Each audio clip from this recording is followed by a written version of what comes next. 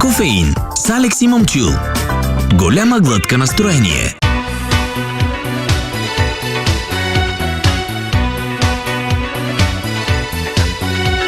Пушачите са зле, това не е добре. Брюксел каза не, спирате цигарите. Къде ще пушате? Не дават никъде. Брюксел каза не, спирате цигарите.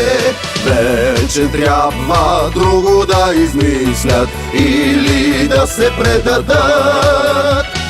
Този навик трябва да откажат или глоби ще платят. Пушачите докъде докарахте? Навън да пушат в стотите. Пушачите вече ги ожалихме. От глоби джоба им ще стане лек. Кофеин с Алекс и Момчил. Най-усмихнатото сутрешно шоу.